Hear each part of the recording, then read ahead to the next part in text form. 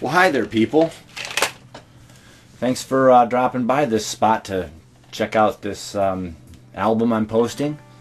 I'm putting a little video in front of the album that kind of describes the, well, let's just say unique situation that led to its making. It is an album that I gotta say it starts with its darker material first, and then it kind of turns a corner and lightens up. So I'd welcome you if you start listening to it and you know that it's a little creepy for you or whatever, or too heavy. Maybe before you leave, try a little further back and see if you like the second half, and vice versa. I'll post lyrics with the album, and one of the reasons I'm putting this video with it is to sort of give the background that led to the writing and production of the album. This is one of those stories where things seem to be hopeless and bleak and getting worse, and then somehow managed to turn a corner, and this is a piece of art that reflects that. I made this album completely here at home. The only person who helped with any of it's my wife, and even though I still have seizures, I'm not totally gone. I ain't out yet. I still got something. I still want to share it. I'm hoping that the album might be able to be one of those things that helps anybody else out there decide to pick up the tools and resources that they have and do whatever it is they love. I love making music, and I have for a long time. I don't have the same resources and tools that I've had before, but when I realized I was hearing music and that I still had some music gear after all of this mayhem that I've been through, I started realizing I could plug this into that, and I could repair this and repair that, and then before long I realized I was developing an album. If you search for like this video, Nate Bennett Tough Lucky, or the other album I'll be posting, which is made from music I've previously made, Nate Bennett Approved for Approval search should bring people to stuff online. I'm also planning to make it so that you can search for Nate Bennett's Action Playset if you want to see some of the videos that my band back in Santa Cruz, California were able to make with Santa Cruz Public Television. Not long ago, things were not looking so good for me, as some of you may know. I was forced to stop working due to my medical problems. In spite of the fact that I played with a band, I had basically lived a very socially isolated life. I had realized that it was going to be difficult for me to make a solid income. I had realized that my seizures were a serious deal. I pretty much kept myself working by day and writing and producing music at night. My seizures have come and gone over the years. They weren't diagnosed until September of '99, which is now 18 years ago.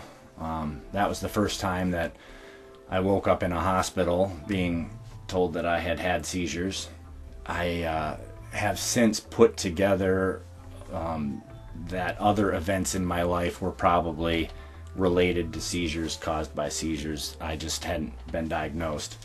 And that's kind of a blessing in a way, because I hadn't lived the life of somebody who's worried about their medical issue limiting them. On the other hand, an earlier diagnosis might have prevented seizures too. So, you know, you can look back and say, if only, but I don't find that that's going to help me at this point. When I was forced to stop working, I was fortunate enough to be selected by Stanford University Neurology to be studied and considered for a newly approved device that would be implanted in my head. The device would be able to not only detect when a seizure is starting, but then apply a small shock to the area of the brain where the seizure is happening and hopefully make it stop. But even cooler, the device would record these events, and then I'd be able to connect to the internet on a regular basis and transmit info to my doctor, who would then be able to analyze the data. I know. And, hopefully we would be able to narrow down what might have caused it, improve medications, etc. This device had just been approved. I wasn't going to be the world's first recipient, but I was going to be Stanford's first patient to receive it since its approval. And there was a team of doctors working with me. One of the doctors was one of the developers of this device. It's called NeuroPace. I'd have to go through 3 phases of study. The first phase, I would go to the hospital, they'd stick tabs all over me and watch me as I have a seizure, and then decide if I'm eligible for the next phase. And the next phase, which I did qualify for, they drilled holes in my skull and put wires that helped narrow down the area of the brain where the seizures begin, and help the doctors decide if I might be eligible for the next phase. This is a relatively big deal. National Public Radio even covered it. If you're curious, you can go to NPR's site and just search Nate Bennett-album. It's, I believe, still in their archive. It was on their show Morning Edition.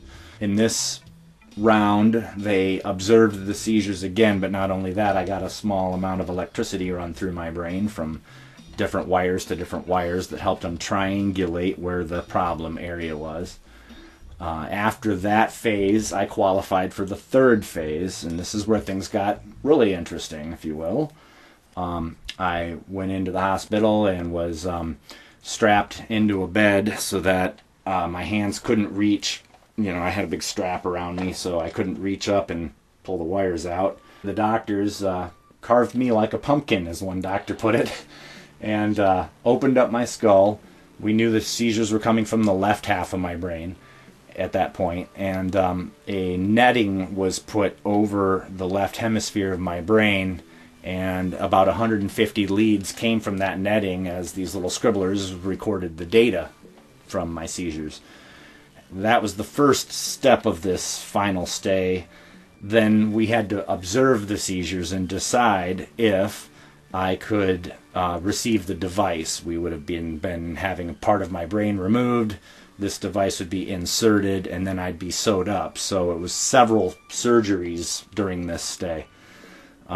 It took 20 days for me to have the seizure they needed in order to observe enough to decide if I could get the device. And a lot of people were following me and supporting me, especially with social media. I have some explanations along with an overall apology, but I think when you understand what happened, you'll know why I vanished. Folks were checking on me regularly, and I had everyone from former co-workers to people that I served. I was a employee at the University of California at Santa Cruz, and I worked in the dining system, so I was a dining hall manager, and students were checking in on me on Facebook regularly, and what ended up happening was the doctors decided after observing my seizures that I was not eligible for the big step. I was not eligible for the interbrain robot. And the doctors were able to tell me some things. Not all of it was good news. I was sewed back up. You can see I've got, maybe if I move around in the light, I've got a scar here. It goes up under my hairline. The realization was that my seizures come from an area too deep in my brain to be operated on directly, and that the seizures probably wouldn't be helped by this device. It might have helped, but it was kind of too unsure. I was told before we got into this all that this was a one-shot deal. Doctors wouldn't be able to go back in again because the skull and the scalp don't like to re-heal very easily. So if this didn't work, that was it. And we tried, and that option was out. It was off the table. Future surgeries, not an option. The thing was, when I got into all of this with Stanford, basically I had graduated up the levels of doctors available to me, and I had told these doctors at the time, here's how it was. I didn't have kids, wasn't married, was physically relatively strong in my middle-aged years, and I had said, if you got something new, you can try it on me. If it might help me or anybody else. Everything from my gene sequence to all of this data is all, in the pile of stuff doctors now have. So I did accomplish that goal. The reasons that they had selected me as a candidate, for one thing, I had already lived beyond my life expectancy for people with my type of seizures. So they kind of wanted to know why and how I did it. Keep in mind that's 3 years ago. Also, for whatever reasons, I had, relatively high-level intelligence for somebody who's had as many seizures as I've had. So they kind of wanted to know why and how I pulled that off. The doctors had learned while looking in there that the right side of my brain has somehow grown larger than the left side of my brain, like somebody who has a weakened limb and the opposite side grows stronger to compensate for it. So somehow my right brain had developed in ways to deal with the shortcomings of the left side, and not only that, I was doing stuff with my right side that most people do with the left side. While being all wired up, I had performed numerous tests, and students and doctors had come in and had me do everything from stacking up blocks to playing music while they watched my brain function, and I'd go from reciting something to improvising something to reciting something while they observed my brain. I was told my seizures would probably worsen, that I could expect them to end my life. The seizures cause brain damage, and that what would probably happen is the part of my brain that stores the shorter term area of information would probably take the most damage, and that the longer term area would take less damage. So as one of my doctors put it, I'd always know my name and how to tie my shoes, but I might not remember what I did yesterday or the week before. And what can I say? That is a symptom that I've noticed as I've gotten older. I've gotten very used to journaling and leaving notes for myself. I'll tell you what I'll do, I'll cut away as I talk and post page after page of my seizure journal. That's a tool that I'm very glad to have utilized after I read that it might be a good idea. And I would recommend it to anybody that's having memory loss issues. It helps later on if you need to look at your timeline, if you need to discuss details with your doctors, etc. What I've done is dug back through all my medical records over the years and then added up all of my events. And you'll see as the pages go by, you're welcome, if you're into this kind of stuff, to just pause the video here and take a look at them. And yeah, I've had a lot of seizures. I had asked before all of this studying was beginning what the odds were for, bad outcomes, I guess, infections or unseen outcomes, what the risks were. And my main doctor put it to me that everything we were talking about doing would add up to being less than 1% as dangerous as one of my seizures. Just look at how many I've had. Now you're starting to see why I consider myself fortunate, but I ain't done yet. There's more than one reason that I can say I'm fortunate, believe me. Let me get back to why I disappeared from social media after we found out that I wouldn't be proceeding with my surgery. I consulted with a number of folks. I was warned in advance that it might take several years worth of negotiating with Social Security before they would accept me as a disabled person. I dare not prepare as though I'm not going to keep having seizures, right? Well, one of the first pieces of legal advice that I got from numerous mouths was stop socializing on social media immediately. As one lawyer put it to me, don't type it, he said. Even texting could hurt my case later. And that's for a number of reasons. Number one, I might reply to somebody with an answer that makes, me appear to be not disabled, I guess. Number two, your amount of time that you spend on social media could make it appear to a judge later on that you're able to work. Their parameters for whether or not you're disabled is, could you do the simplest job in America, in our country? That's the parameter for cutoff for being considered disabled. And, it's understandable. Look at me. I'm not disabled right now, am I? I could head right out there and chop the wood, I tell you what, and I want to, okay?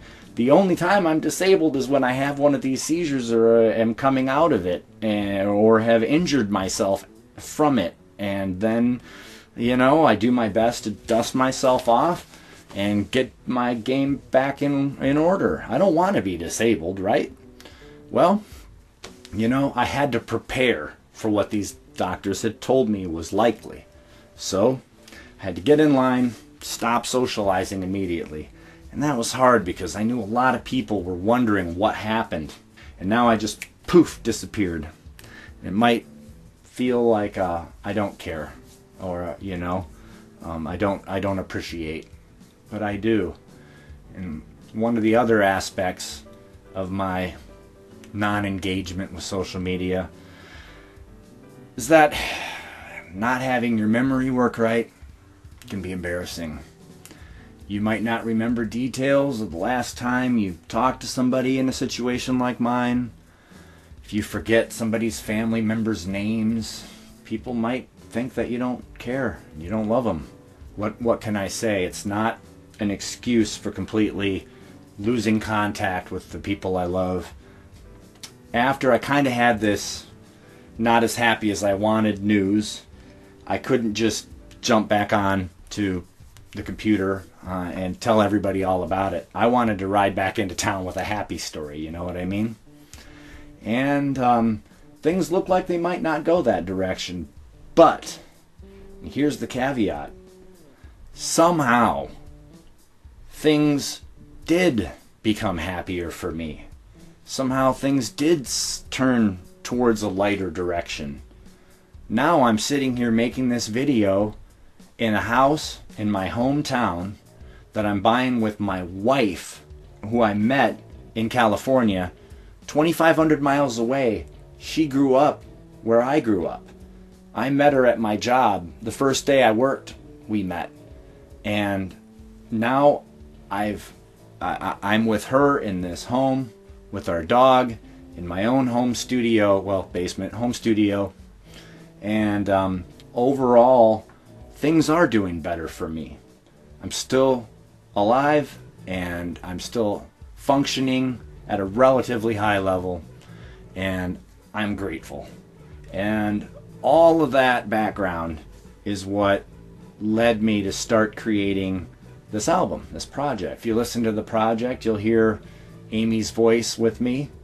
I met my wife Amy the first day that I started working at my job at the University of California in Santa Cruz. We both worked in the dining system, but we didn't work in the same area. We started talking immediately. I told her I was from Lansing, Michigan, and she said, "No way, I'm from Battle Creek, Kalamazoo," and that's like an hour, 60 miles or something away from Lansing. And here we both were 2,500 miles away from where we grew up. And she was beautiful, also a musician who played in a band, also an artist, my age, everything that I was trying to avoid, basically, because, well, as I said, because I was trying not to fall in love with anybody.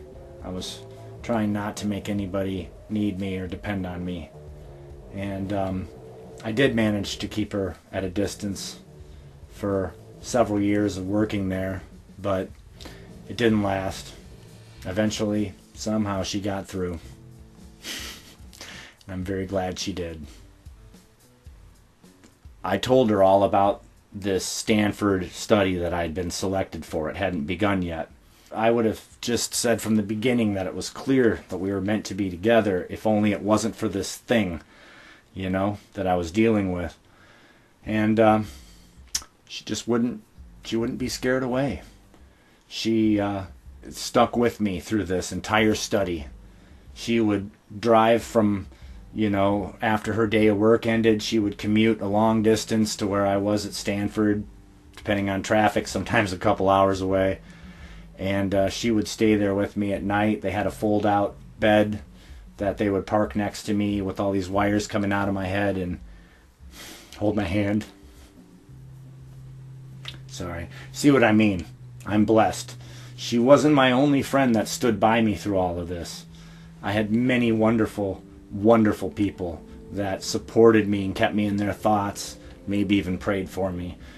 But through all of it, she made it clear she wouldn't be scared away. That's something I had to respect. And we ended up married, in spite of the news that the robot wasn't going to be inserted in my brain. She still stuck with me. She gave me more reason to fight than I had ever had before. We married pretty quietly back there in Santa Cruz. I certainly was concerned about how my financial future would go. And Santa Cruz isn't a very cheap place to live. So as we weighed our options, we decided that the best thing for us to do would be to move back to our home area and be near our families. I knew that she might need assistance taking care of me. My most recent seizure, which was in August of this year, 2017, was my worst seizure since the surgery. It was an episode that lasted over 24 hours.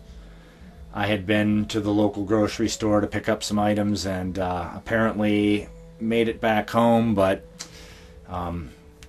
well, you know, didn't manage to get the groceries put away and actually somehow put them in numerous places around the house, which is one of the odd symptoms of my seizures. I sort of have the episode, and then after it I have this kind of sleepwalking period, which is, you know, in medicine called the post-ictal period. And I can sometimes come out of it part way, where I, you know, get on my feet, wander around, fall, maybe get hurt. Later on, I won't know how it happened. But I had somehow during this time period, I had fallen, hurting my shoulder pretty bad, or, you know, rolled off the couch, who knows. And my last memory was being at the grocery store, and my next memory was opening my eyes to seeing my dad and my wife looking really worried. And I guess I had had a number of, you know, grand mal seizures. That's the flopping around part. And, you know, can be pretty graphic. I can make choking sounds and roll my eyes back in my head and not breathe and start turning blue. And, you know, I'm very lucky, again, to have made it through plenty of those. But then I can come out and just sort of sit there and stare and be unreachable and then go back into it again, which is a dangerous situation. And I was laying on the couch trying to put reality back together like I've had to do many times before. I was realizing I'd been making this album and that I was very driven to get it done. I had been keeping it a secret, and I knew that I was at the point where I was finishing up the mixing of the instruments. All the instruments were recorded, and Amy was doing some vocal parts with me, and we only had a couple left to do. But I couldn't name the songs. I started in my mind thinking that I know there's 9 songs, but what are they? What are their titles? What are they called? And I couldn't put them in order. I couldn't name them all. And that's a situation I've been in before, where I start getting angry because I know that I know something and I can't get to it. And this time I made myself just stop, and I remembered that I had been keeping a journal about the album as I worked in case this happened. And I knew that the tracks were recorded, and I would just have to wait until I was well enough to go down some stairs to the studio, and that the project would be there and I would finish it. And that helped me recover. It did take me about 4 or 5 weeks before my shoulder finally healed up, but I did recover with my wife and my father's help. You know, I had to take it easy at first and then gradually got back to work. And this is the thing. As I started opening up the files and the songs and looking at the material, the music helped me put back together the details leading up to the seizure. They helped, the songs, the music helped me reattach to reality. And I think that's maybe part of this whole right brain larger than the left brain stuff. I think I've over time learned how to use music as a tool that helps me figure out who and where and what is going on. And maybe that's why I'm doing better than doctors expect. Maybe music does have something to do with it. And actually, I realized as I was looking at one of the songs that I had actually written about that. I had actually let myself write about a number of the odd things in my situation on this album. And maybe that will be something that others who are dealing with similar situations might be able to relate to if they see the lyrics or hear the lyrics. I feel right when I'm making songs. I hear them developing, and I like to make them become real. And I don't know that that will ever make me one red dime in my life. It never really has before. But it still helps me place myself in reality. And I'm fortunate that I've got that tool. I'll explain a little bit about some of the lyrics on the album. One of the songs is about my reflex of rejecting what things I don't like that other voices are telling me. One of the songs is about recovering from repeated episodes that cause memory loss, piecing reality back together. One of the songs is about debt. One of the songs I talk about directly the situation of feeling like everything is pointless and hopeless and bleak and that nothing's going to turn out the way you wanted it to. One of the songs is about the moment where you break through from a vantage point of negative to a vantage point of positive. One is about the things that I do when I recover from a seizure. Sometimes include, you know, if people are trying to help me, I might swing my fists at them. If they try to pin me down, I was told at one point it took 7 people to strap me to a stretcher because I kept breaking free and swinging my fists. And later on, I want those folks to know I didn't mean any harm. And medically trained folks know that that's the case, that this is a symptom. But I've more than once looked back at things I've done and wanted to explain, hey, I didn't mean to hurt anybody, you know. And so I wrote about that in a song. Another song is about using familiar music to recover from seizures. I've had seizures that made my limbs tighten up from the repeated spasms and make my fingers unable to work, make my muscles tense against each other, and it becomes hard to play instruments. In this one little tune, I would start playing guitar, and it's a simple little thing that I know I didn't write, but I have used numerous times as I've recovered from seizures to warm up my hands and get them flexing again and get them working again so that I can, gradually get back to where I was or as close to it as possible. Another song is frankly about telling people, that me and my wife miss them. And, we went from growing up here in Michigan, both of us, to moving out to the West Coast. I had moved out there with my band of friends that I met at college up in the Upper Peninsula of Michigan. And we arrived, what was that, August 9th, 95? Yep. Some of you know why that day was significant. And one of the songs is about your head and your heart realizing that they need each other, because if one of them wasn't there, the other one wouldn't live. Again, the subject matter is growing lighter as the album goes on. The big message, from all of these lyrics, I'm hoping people realize is that I'm grateful and I'm thankful. And in spite of how crazy all of this has been and how tough all of it has been, I know how lucky I am. And I still wear a smile every day. Now I'm enrolled in Lansing Community College, which I feel very fortunate to be able to be doing. The LCC symbol and team is the stars. So I have a star card, and what can I say? I'm a star now. So yeah, I know. But I'm very proud, and I'm proud to be a star. I'm very fortunate. It's the first time I've owned or ever used a scientific calculator, and so I'm hoping I can stick with it, but so far it's going really well, and it does give me much to be proud about. What I'd like to finish with here is I'll just show what resources I used to make this album. When my wife and I got back from Santa Cruz, my instruments were all packed away. We got our house, and I moved all of these instruments into one room, which we've always called the studio.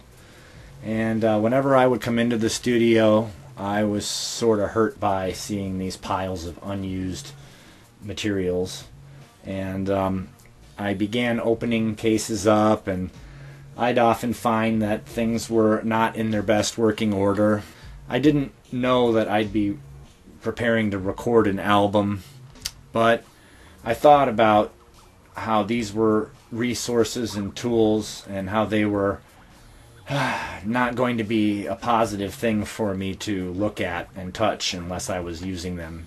As I began hooking things up, I found out that, like for instance, this synthesizer had numerous broken keys, so I had to move all of the broken keys to one end of the synthesizer so I could use any of it.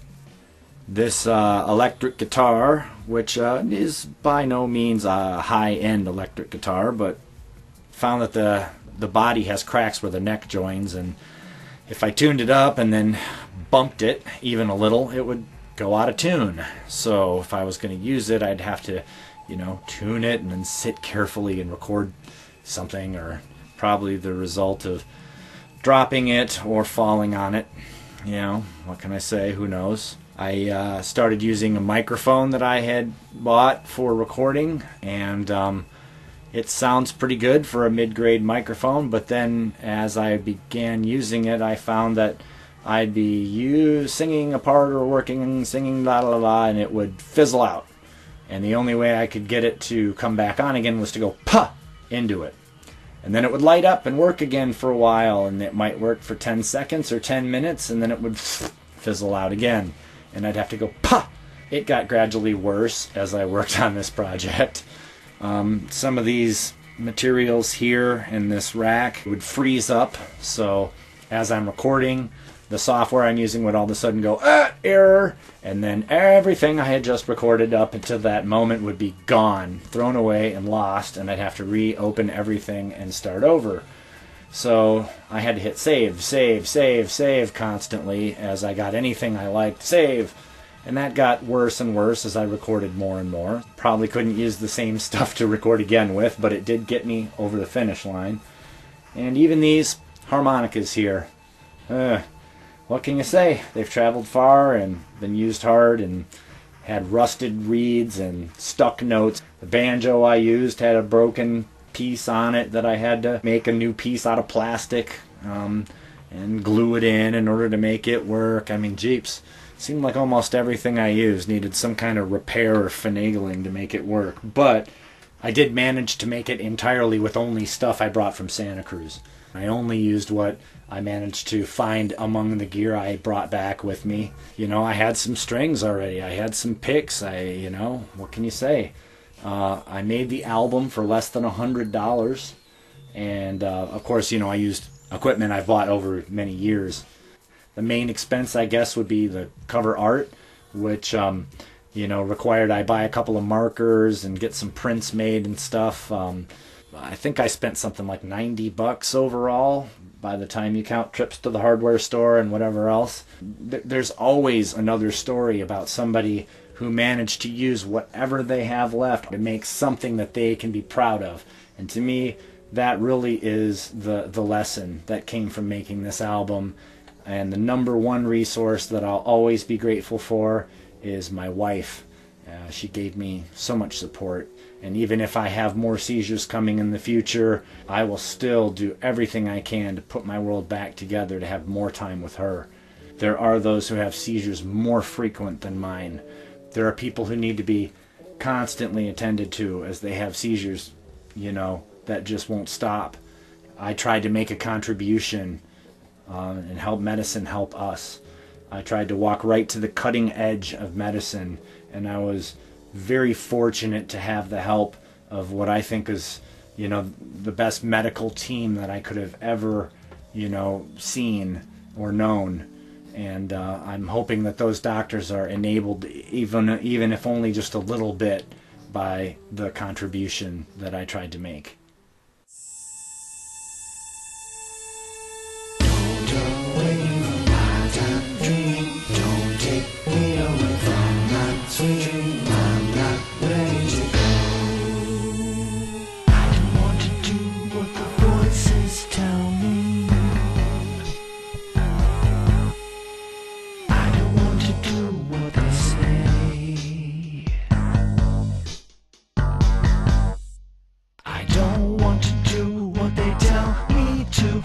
Sure don't want to do it when they say.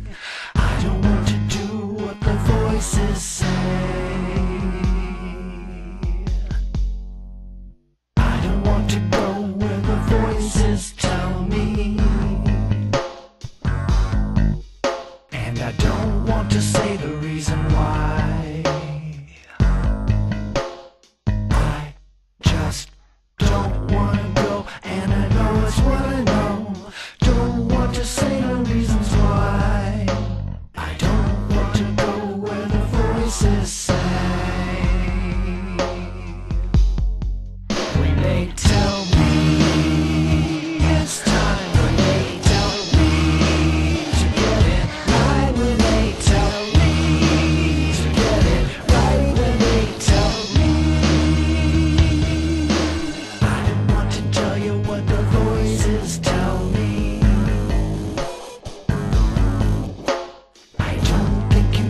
What they say,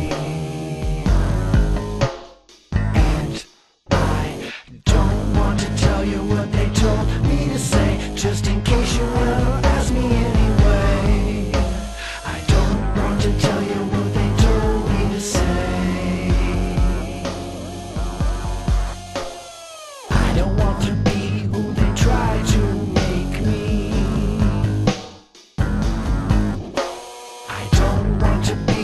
They say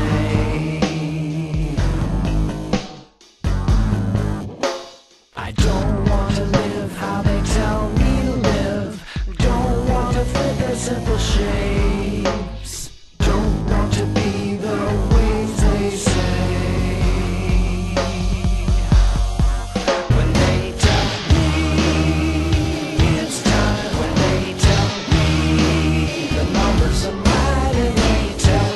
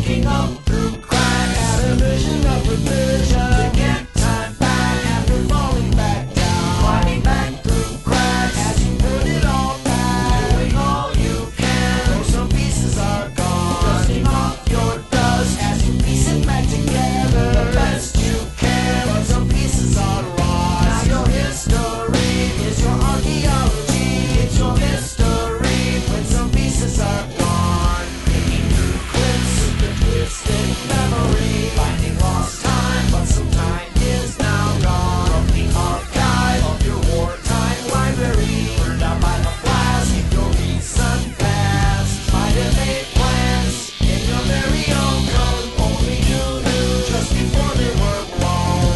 Maybe made plans in your own lost language. Only you spoke just before you let go. Building back stacks with the twisted memory. Time to realize that some time is gone now. From the archive of your war-torn library. Burned out by the blast in your far gone past. Time to make time, remember your memory. Time to recognize what you still know. Time to align, define your history. Everything you have is all that you know. Looking up through cracks at a vision of revision. To get time back after falling back down. Climbing back through cracks as you put it all back. Doing all you can, though some pieces are gone. Sifting through ash with a twisted memory. Finding lost time, but some time is gone now. From the archive of your wartime library. Burned out by the blast of your long lost past. Might have saved plans in your very own code. Only you knew just before they were blown. Maybe made plans in your own lost language. Only you spoke just before you let go.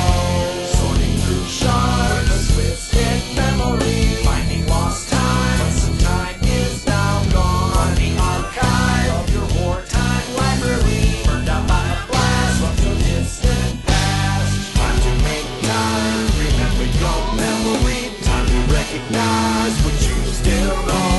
Time to align, define your history. Everything you have is all that you know. Time to make time, remember your memory. Time to recognize what you still know. Time to realign, define your identity. Everything you have is all that you know.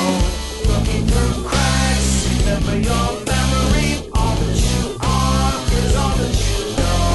Is it still here, or is it all mystery? All that you have is all that you know.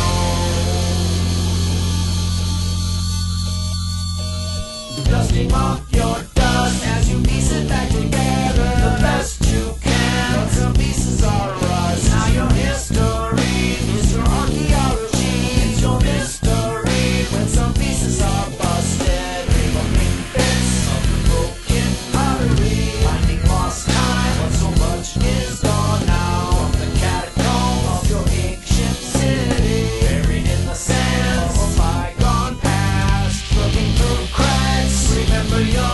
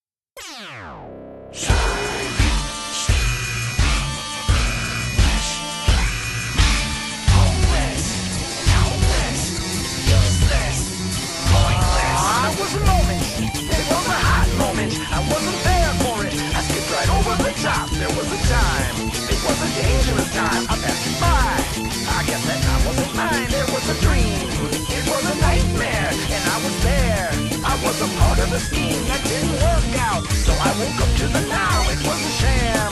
I had been had by the scam. We find me like daughters, hopeless as the helpless, losing like a loser with a useless voice. All in the day, all in the dream, all in the daydream, all in the screwed up scene. There was a minute, it was a dangerous minute, I wasn't in it.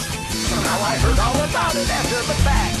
There was a crack in a foolproof plan made by a foolish man who had a notion.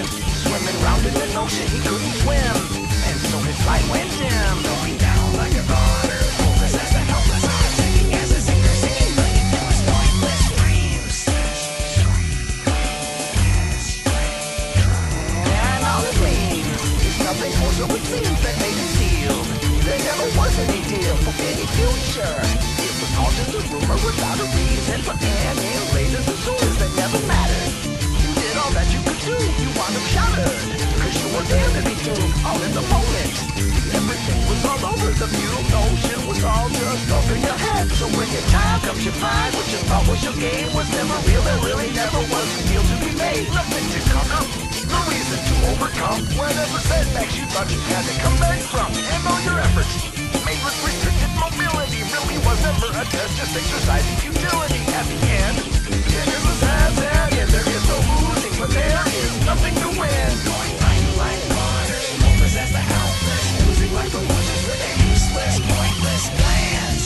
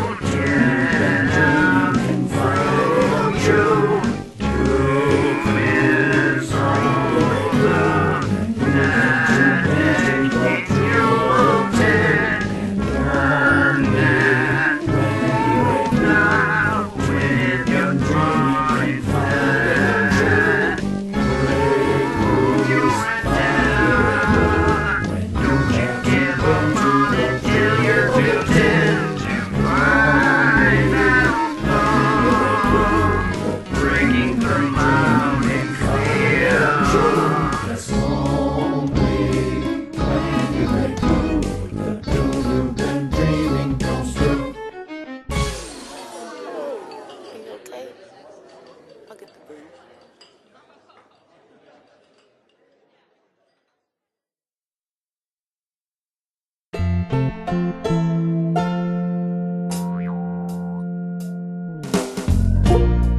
Wouldn't want to hurt anybody. Wouldn't want to hurt anyone. 'Cause hurt to me is hardly ever a good thing. It's the opposite of fun. But I will do what I've got to do. And if somebody's ever hurting you, I'll jump right in to make your defending priority number one. That's because you are my friend. I'll have my ready fist or foot to lend, and helping you will get all my attention until our battle is won. Wouldn't want to hurt nobody. Wouldn't want to hurt no one. But I will do whatever I have to until your hurting is done. 'Cause if someone was ever hurting you, that would be my opposite of cool. And if I hear you calling for my defending, you surely will get all my attending. And even if I wake up on the ground and my reality is a pounding, I'll think of you and I will have my reason to swing my fists and climb right back in the action. 'Cause I will do what I've got to do. And if I ever thought I was failing you, that would make me mad as I've ever been. Because you've always been so much my friend. Wouldn't want to hurt nobody. Wouldn't want to hurt anyone. But I will do whatever I have to until hurt hurts you is gone. Wouldn't want to hurt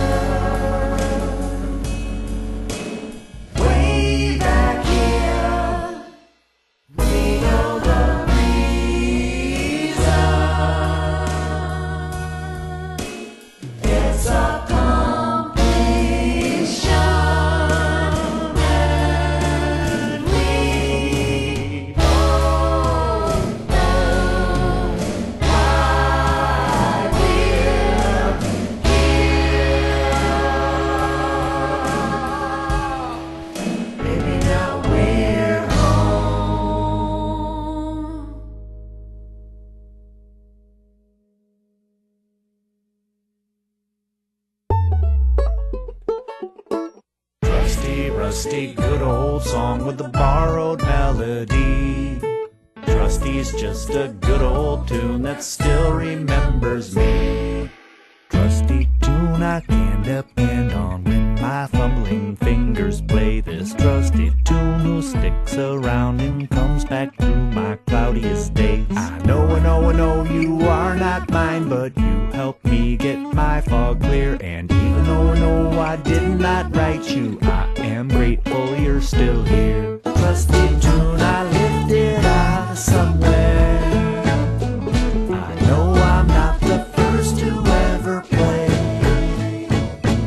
You followed me for years and somehow you're still part of me today.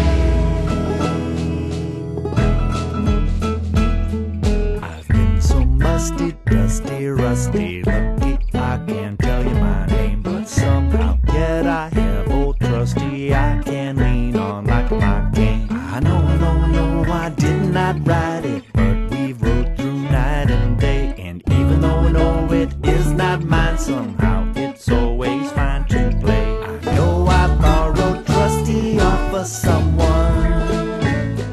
I don't know if they're even still alive, but if they still got wind, I hope they might drop in on me sometime, so we can play together one good night. Either way I'd want to thank them. I never meant to wrong, no copyright. After all it's done for me, I'd never want Trusty to be the cause or subject of a fight. 'Cause a good old tune just sticks for you, that's what it's supposed to do. Trusted tune, I have a friend, and even when I can't hardly play, this trusty tune has stuck around and come back through my cloudiest days. I know you are not mine, but you've helped me make my fog clear up. And even though I know I did not write you, I'm so grateful that you've been here. This good old tune just sticks with me like it was meant to be. Trusted tune, I left it out of somewhere. I hope I will not be the last to play. You've stood by me for years and somehow you're still good to me today. Even though I'm a little bit rusty, I know you know how glad I've been to know you. I hope I've played you less times wrong than right. And if I ever meet who really wrote you, I hope that we play you together that good night. Have a very good night. Been a good friend just to stick by me. Must have been meant to be.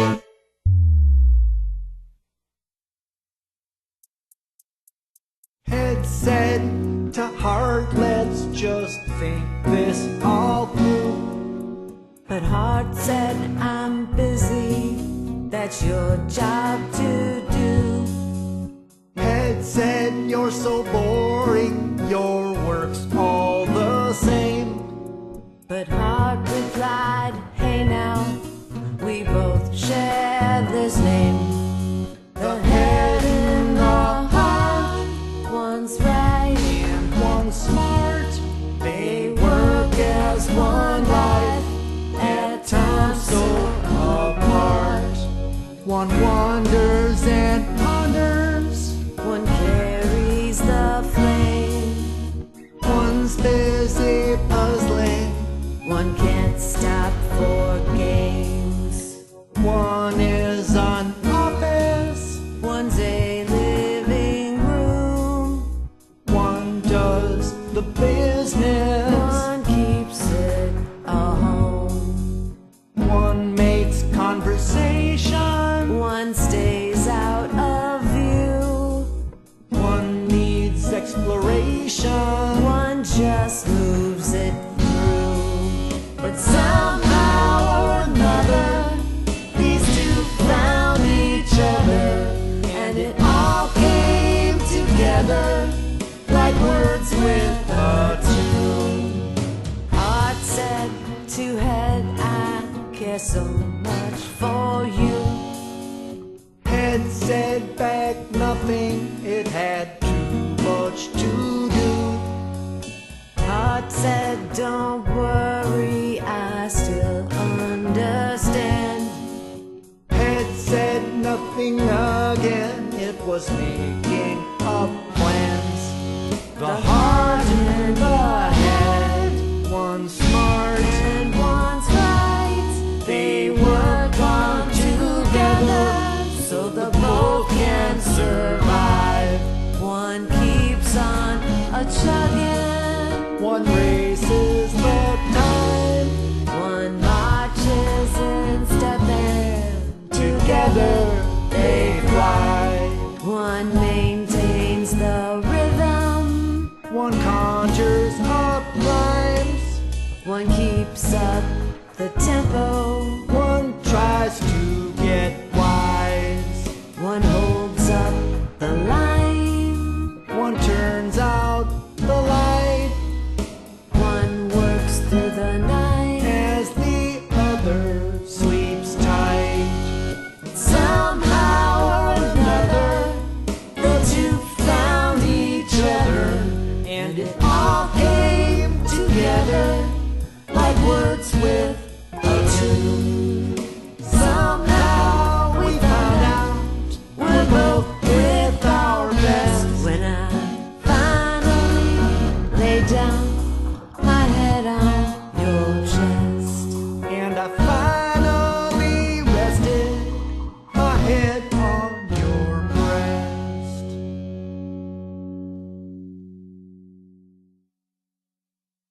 Hey there, folks. Thanks for checking out this project. You might have noticed that it starts with darker stuff and then brightens up, which kind of reflects how life has gone for me lately. I'm hoping that this might make a listener's day brighten up too if they were to listen to the whole album, but just in case that does work, I just figured I might better recommend against listening to the tunes in reverse order.